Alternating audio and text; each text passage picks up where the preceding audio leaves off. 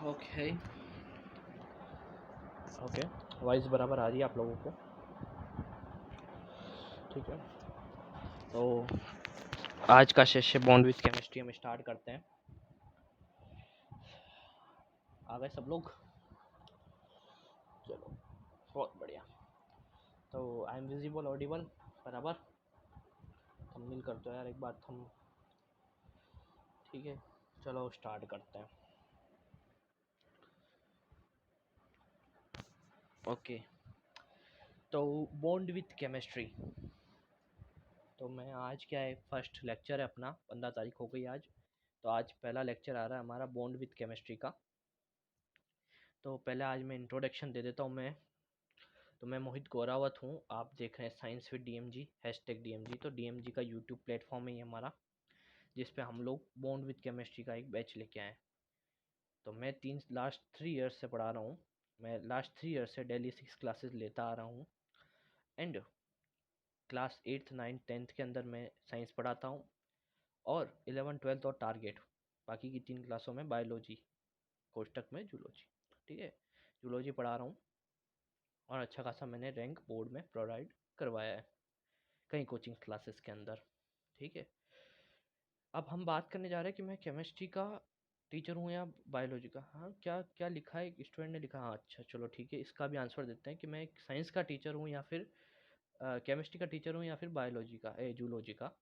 तो बता देता हूँ कि ये जो है हमारी प्लेलिस्ट बॉन्ड विथ केमिस्ट्री, जो नया कोर्स लॉन्च किया है, इसमें क्या है, सिर्फ only class 8th 9th 10th जिसके अंदर मैं साइंस पढ़ाता हूँ, उसकी बेसिक केमिस्ट्री है। अब ये क्यों लॉन्च किया, मैं चाहता जूलॉजी का लॉन्च करता, बट मैंने जब सोचा कि जो बच्चा 8th 9th 10th में प्रमोट हो के आया है 11th 12th में, अब उसकी केमिस्ट्री हो गई वीक, ना वो प्रिपेयर कर पा रहा है ढंग से, और ना ही उसकी प्रिपरेशन हो गई, क्योंकि यार 11th 12th के अंदर थोड़ा हाई लेवल का आता है, ठीक है, chemistry. But 8th 9th 10th से बेसिक आता है। जब तक आपके मकान की नींव मजबूत नहीं होगी, तो मकान मजबूत होना का सवाल ही नहीं होता, ठीक है ना। तो आपकी केमिस्ट्री मजबूत ही नहीं हो पाएगी। तो इसलिए मैंने कि क्लास 8 9 10th के हिसाब से एक छोटा सा कोर्स लॉन्च किया, इसका नाम है बॉन्ड विथ केमिस्ट्री। इसमें कई सारे टॉपिक है, जैसे मैटर है, एटम है, मॉलिक्यूल है, उसके बाद पीरियोडिक टेबल है, IUPAC है, और एक्सेट्रा बहुत सारे टॉपिक्स हैं, और 1-2 महीने में ये चैप्टर्स हम ख़त्म कर देंगे। सेकेंड बात, इसकी जो PDF है आपको नोट्स की, वो मिलेगी टेलीग्राम पे। टेलीग्राम पे हमारा चैनल बना हुआ है बॉन्ड विथ केमिस्ट्री के नाम से, है ना, ग्रुप, उसके अंदर आप जाके ज्वाइन कर लीजिए, और आप वहाँ से नोट्स बाय कर सकते हैं मेरे। ठीक है, और ऐसे शीट आपको ऊपर दिख ही रही है। ठीक है, शीट विजिबल हो रही है सबको? ठीक है, चलो विजिबल हो रही है। तो आज का टॉपिक हमारा स्टार्ट करते हैं हम।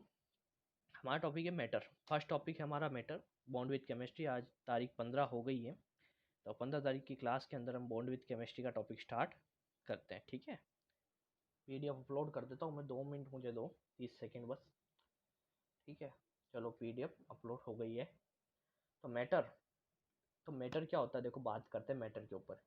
मैटर है आपके आसपास जितनी भी सब चीज़ें। पहली बात, और एक और बात बता देता हूँ, ये क्लास हिंदी और इंग्लिश मीडियम दोनों के लिए है। नोट्स में भी कुछ थोड़ा हिंदी है, कुछ थोड़ा इंग्लिश है, और नॉर्मल इंग्लिश है, कोई ज़्यादा हाई लेवल की हमारी इंग्लिश नहीं होती है। तो हर व्यक्ति इसको पढ़ सकता है, भले वो बच्चा हिंदी मीडियम का हो या इंग्लिश मीडियम का हो। ये लेक्चर हर विद्यार्थी, हर स्टूडेंट देख सकता है। ठीक है, तो हम बात कर रहे थे किस बारे में, मैटर। चलो ठीक है, मैटर। तो मैटर, आपके आसपास जितनी भी चीज़ें, सब मैटर है, सब कुछ मैटर है, जिनका एक मास हो। ठीक है, एक मास हो, ऑक्यूपाई स्पेस घेरते हो, मतलब एक ऐसा कुछ स्थान घेरते हो, उसे हम ऑक्यूपाई स्पेस कहते हैं। ठीक है, तो ऑक्यूपाई स्पेस हो, मास हो, वो छोटे छोटे टाइनी पार्टिकल्स यानी छोटे छोटे कणों से मिलकर बना हुआ हो, उसे हम पदार्थ कहते हैं। क्या होगा, देखो पहले पदार्थ में सबसे बड़ी चीज कि छोटे छोटे क्या होगा, particles, tiny particles. Okay, plus होगा ऑक्यूपाई स्पेस, और क्या होगा इसके अंदर होगा अपने मास। ठीक है, इन तीनों का कॉम्बिनेशन अगर हम करते हैं, तो क्या बनता है, मैटर बनता है। ठीक है, क्या बनता है, मैटर बनता है। तो डेफिनेशन देख लिया आप लोगों ने, अब देखते हैं मैटर के कुछ एग्जांपल्स। ठीक है, जैसे हमारी नोटबुक है, पेन है, पेंसिल है, एयर है, मिल्क है, वाटर, ये सब उसके एग्जांपल्स हैं। ठीक है, जैसे कि अब आपको गया सर मैटर, तो मिल्क कैसे मैटर हो सकता है, मिल्क कौन सी कितना मास घेरता है क्या, तो आप जब लीटर के अंदर अगर आप दूध लेने जाते हो, तो एक तरीका का लिक्विड है मिल्क, और आप उससे कहते हो कि 1 लीटर दे, प्लस वो एक आयतन घेरता है, जब अगर आप किसी बर्तन डालते हैं तो वो एक आयतन घेर लेता है, ठीक है। तो ये सब इसके एग्जाम्पल्स हो गए। मैटर जो है उसकी सबसे छोटी यूनिट जिसको हम कहते हैं एटम, और एटम किससे मिलकर बना है? एटम मिलकर बना है इलेक्ट्रॉन, प्रोटॉन और न्यूट्रॉन से। किससे? इलेक्ट्रॉन, प्रोटॉन एंड न्यूट्रॉन से। ओके, तो बता देता हूँ, मैटर से छोटा हमारा मॉलिक्यूल, मॉलिक्यूल से छोटा एटम, और एटम से छोटे उससे मिले कुछ पार्टिकल्स जिसे हम कहते हैं इलेक्ट्रॉन, प्रोटॉन एंड न्यूट्रॉन। क्या है? ठीक है। तो मैटर हो गया, मॉलिक्यूल हो गया, एटम हो गया, और इलेक्ट्रॉन, प्रोटॉन एंड न्यूट्रॉन हो गए, ठीक है। मॉलिक्यूल को हिंदी में कहते हैं, क्या कहते हैं? पदार्थ, परमाणु और अणु।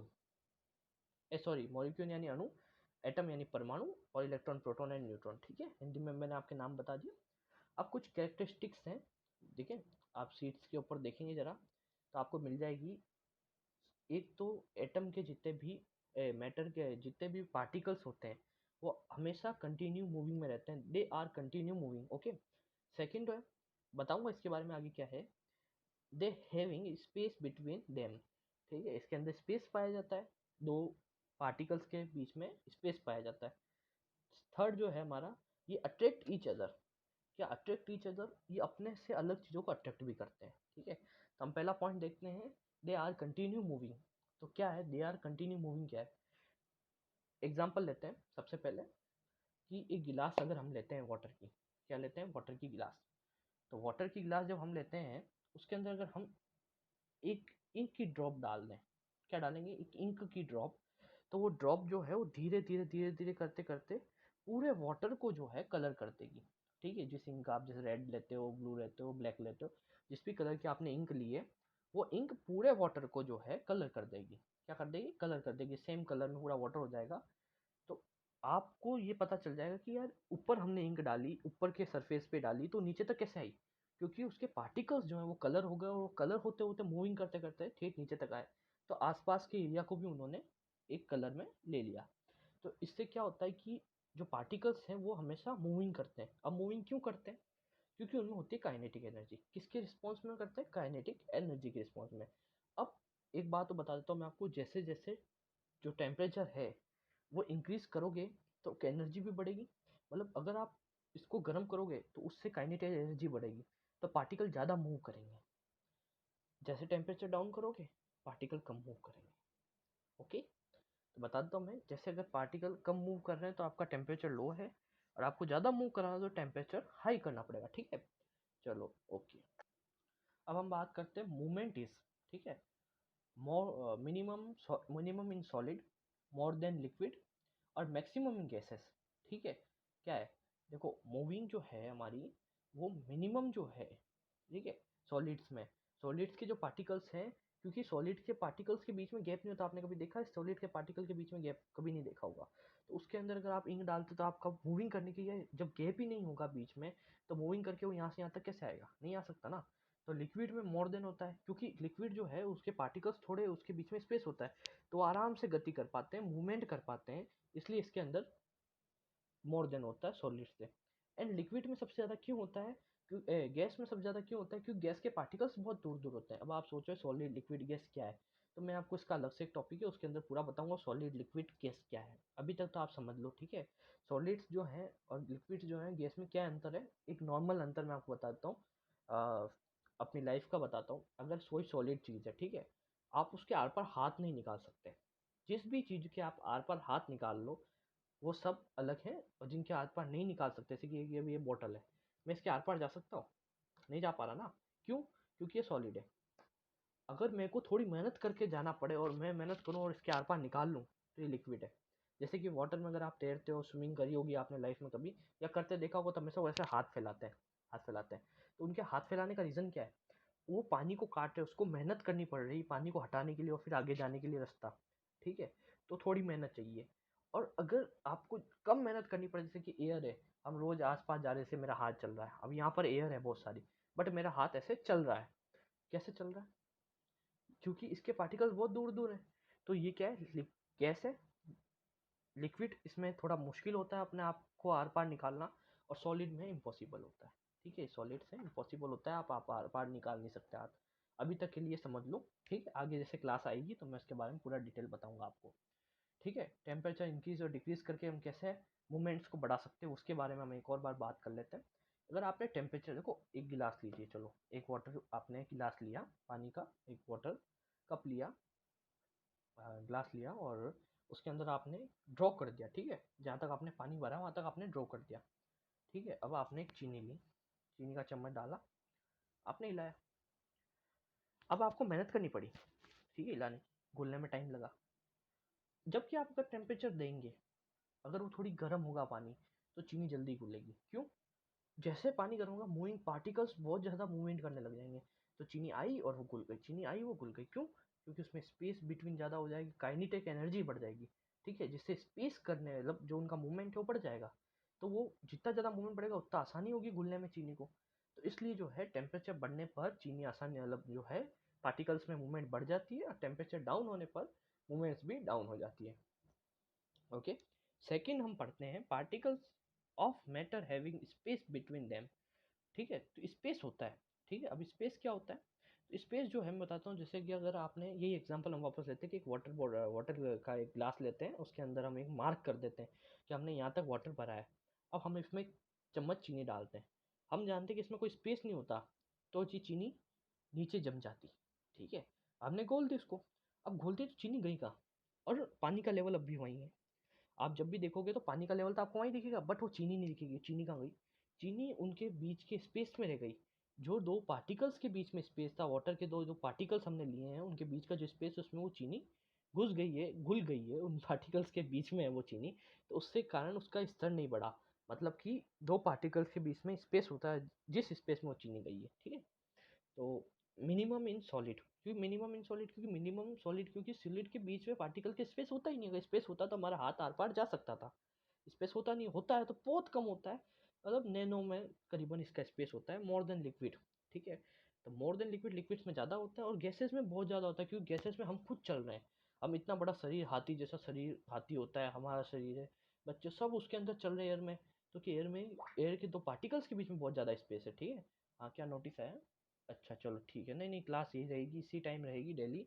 डेली 9 बजे मॉर्निंग में क्लास रहेगी हमारी, और आपको अपलोड मिल जाएगा और आप टेलीग्राम पे ले सकते हैं। चलो ठीक है, डाउट ले लिया मैंने एक जगह का बीच में, तो आप चेंज करते हैं, स्लाइड अपलोड करता हूँ एक और मैं।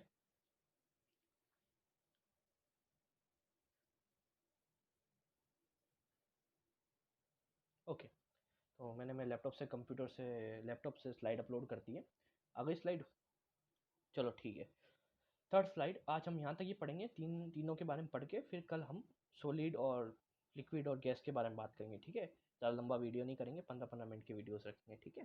The particle of the matter attract each other, या अट्रैक्ट ईच अदर का अर्थ क्या होता है कि जो पार्टिकल्स हैं वो एक दूसरे के पार्टिकल्स को अट्रैक्ट करते हैं। क्या बात करो, सच बात है, आर्टिकल्स अटैच हैं। एक एग्जांपल लेते हैं, कभी आपने नल खोलो, अगर आप अभी भी इसने कभी नहीं किया हो किसी ने, तो अभी आप जा सकते हो क्लास के बाद, रूम का मतलब बाथरूम का नल खोलना और उसके बीच में उंगली रखना, नल से थोड़ा सा नीचे की तरफ आप उंगली रखना। आप देखोगे कि आपकी उंगली के वहाँ पर से एक पानी का अलग वे चल रहा है, ठीक है। पानी टकराया, ठीक है, यहाँ से नल से पानी आया, ये टकराया और ये यहाँ से थोड़ा राउंड होके आया, ठीक है। यहाँ से राउंड हो गया, बट वापस जाके नीचे एक ही लाइन में, कभी नल चालू के एक रो में पानी आता है, ध्यान रखना।